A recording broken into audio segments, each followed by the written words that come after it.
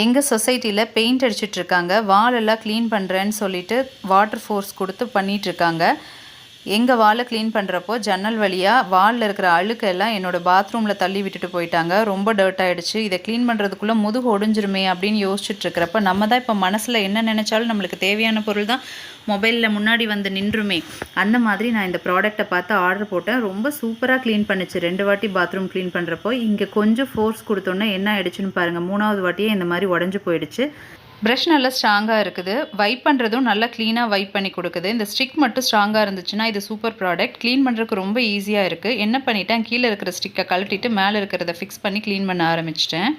எப்படியோ ஒரு வழியாக பாத்ரூமை க்ளீன் பண்ணி முடிச்சிட்டேன். ஹஸ்பண்ட் வந்து பார்த்தாங்கன்னா திட்டு விழுகும். அவங்க சைட்டுக்கு போயிட்டு இருக்கிறதுனால இந்த ப்ராடக்ட் வந்ததுலேருந்து அவங்க பார்க்கல. ஸோ அவங்க வரதுக்கு முன்னாடி இதை நம்ம டிஸ்போஸ் பண்ணிட்டோம்னா இவ்வளோ தான் வந்துச்சுன்னு சொல்லி சமாளிச்சுக்கலாம். இல்லைனா திட்டு வாங்கி சேர்த்த முடியாதுன்னு சொல்லிட்டு அதை கடகடன்னு எடுத்துகிட்டு போய் குப்பை இருக்கிற இடத்துல வச்சுட்டு வந்துட்டேன்.